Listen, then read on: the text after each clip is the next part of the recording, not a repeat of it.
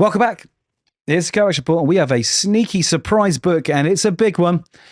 Age of Revelation 0. We've all been waiting for this. It was a surprise book. It was unsolicited and unannounced and has been arriving across the nation's comic book stores worldwide to kick off the big event, the Age of Revelation. So I'm going to take a look at this page by page, give you my thoughts. There will be spoilers, so please read the book first. If you don't want it spoilt, like the video if you like the video, and subscribe. That would be great too. So it's Jed Mackay and Humberto Ramos. They're the architects behind this whole Age of Revelation, which is a love letter to, I guess, the Age of Apocalypse, one of Marvel's most beloved mega events of past times. And it all begins here, and it states it boldly on the cover as Wolverine slices and dices, and this ragtag bunch of disheveled X-Men look on. So I have done a video of the first 5 books that have been announced. You want to check that out.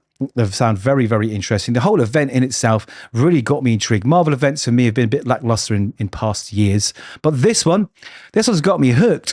So I'm going to go through this, and we're going to talk to Zorn. Zorn is narrating this whole book, and he's getting us up to speed on what's going on. So also to note, Jed Mackay in X-Men has introduced this whole story through Doug Ramsey's eyes, also known as Revelation, the heir of Apocalypse. Now, he has got the gift of the word, right? When this essentially means he can command people to do whatever they want, which is very, very powerful. So his journey into Revelation, I think, is unraveling in X-Men, and the first part of that story has already come out last week, I think. Last week, yes. So here we are. Zorn, it's the morning, and he is witnessing this United States Air Force battle. These 2 Quinjets with some of Revelation, Doug Ramsey's Seraphim, as he calls them, allies. Now, this is Hellion, Dragoness, and Strobe, and they absolutely destroy these jets like they were nothing, and they fall to the ground. And this is where he starts unraveling what's been going on to get us up to speed to the Age of Revelation. So he says he's a mutant and an X-Man. One of those things is very common now, and the other very rare. And these are the Revelation territories, a land stolen for a second time, a heaven ruled by a devil. And it really, really is. Then we flash back. We flash back to Douglas Ramsey, like I say, Revelation, going to Alaska, to the X-Men's HQ with his entourage and joining the X-Men. Now, Cyclops agrees to this, you see. So this is all Cyclops' fault. This is all Cyclops' fault. Now, Zorn looks on. He also agreed at the time that this was a good move because the X-Men themselves, a mutant kind, they were beset on all sides. So one, that's the human organization that are basically anti-mutant, were on one side attacking them, and had 3K, which is like a mutant terrorist group, which are very, very interesting in their own right. So basically, I wrote some notes on my other screen. They have this quote: "We are Krakoa's true heirs, as you are the true heirs of this world," meaning mutants. "Remember what you have lost this day, because the time will come to take it back." All right, so 3K comes from the number 3000, which is the year the organization plans to completely replace humanity with a mutant kind, right? And they're sort of like their whole goal in life is to create a crucible to replace humanity with mutant kind. So it wasn't looking good for the X-Men, and having these extra guys on board and the power was a good thing at the time. Now we jump to now again, and we see his Heli Caraville. Honestly, every video I've made this week, I've minced my words. I'm really sorry again. Now, you can see that the decimation is there, the remainders of S.H.I.E.L.D., maybe S.H.I.E.L.D. trying to take on Revelation over the years, has ended up with this graveyard of helicarriers. And this is where this ragtag bunch of mutants are living, sort of outcasts. Now, I said Revelation was very, very clever, and he was very, very driven. When he got to the X-Men, he wanted to sort of increase his own power and make the world a better place for mutants, right? But he needed more power. And in order to do that, he had to enlist some help.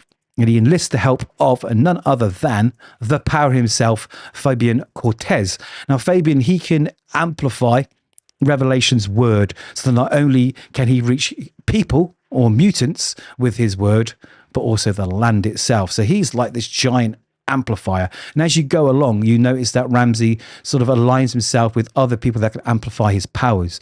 So I'm detecting a way of getting him down. You take out the amplifiers, you just got to deal with him. But his power of his word is huge.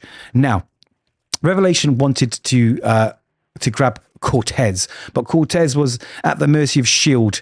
in one of their prisons. So he asked Cyclops, let's go break him out. But Cyclops didn't want it. So this is where he first used the word on Cyclops. And of course, you have to obey the command. So Cyclops said yes, and that's where it all begun. So they broke Fabian out, and then we jump to this monument where Fabian Cortez is held as one of the gods of revelation. This statue, this effigy has been built, and this was a bad time. And this was the site where they broke out Fabian. This is now a destroyed shield site. And in that raid, Magic died, but was reborn again.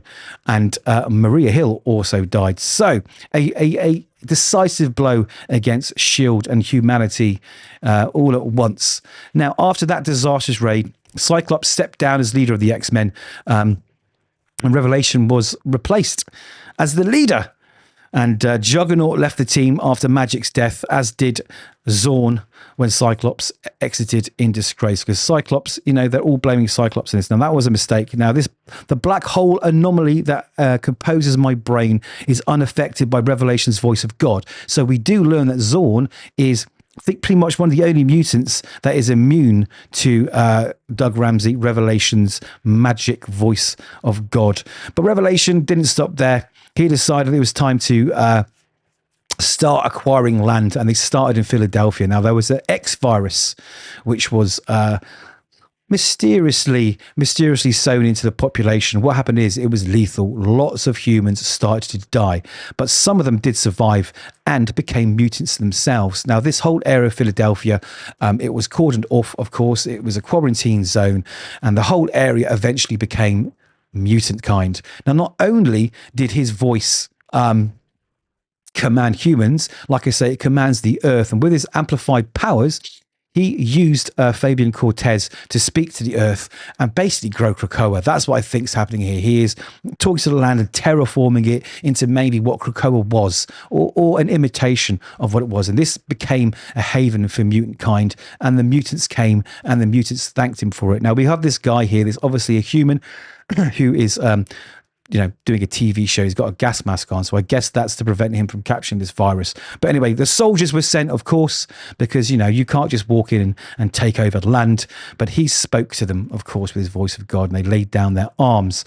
So the United States of America decided to send assassins. I think this is actually Bullseye. It looks like Bullseye, but the assassins failed. And when the assassins failed, they decided to revert to the big red button and drop a nuke of Philadelphia.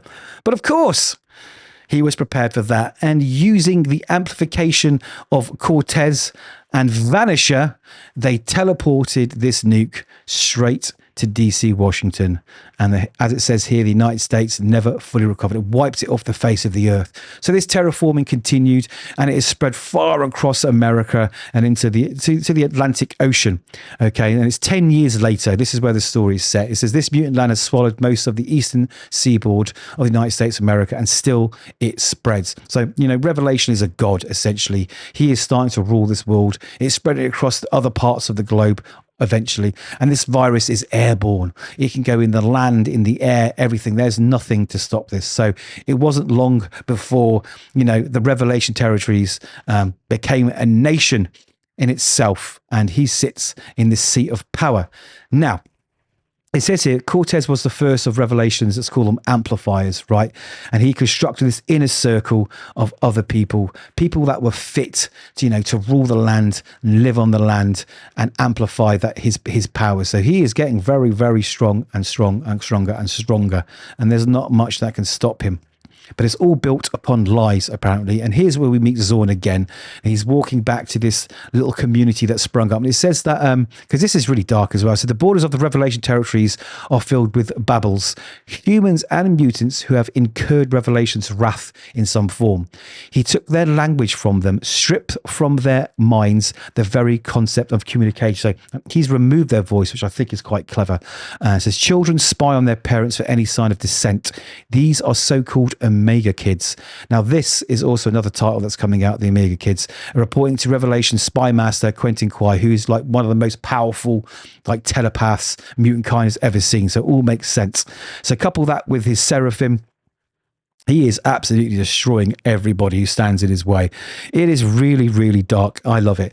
Now, Zorn arrives back to this bunch of X-Men, the Resistance, let's call them. We've got a few notable characters there, and he's been writing from year 0 to AOR to now. So he's been writing the history of the last 10 years, you know. It's the same with anything, right? You need to keep a record of these things so future generations can learn and change things. And this is where it gets good again. He says, right. He says, nice of you to join us. You finished writing your little history book. He says, I did, from year 0 to AOR to now. Good. He'll need to get up to speed when he gets here, because if we're going to set things to rights, my younger self is going to need to know what happened and how this is all our fault. So it seems a bit of time travel is going to be on the cards. Cyclops' younger self is coming back to, you know, right the wrong he made all those 10 years ago. You can see this current Cyclops. He's got a massively scarred up face. I think he's missing an ear. So there have been some battles.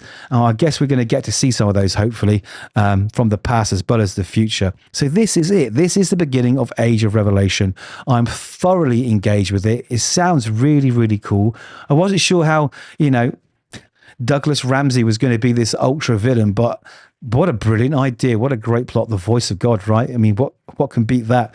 It's absolutely fantastic. It did subvert all of my expectations, and I'm fully hooked on this. This is a big event, and if all the other books that continue from it and sort of like, I don't know, tie into it are going to be this good, then it is going to be a wild, wild ride for us Marvel and X-Men fans. So those are my thoughts.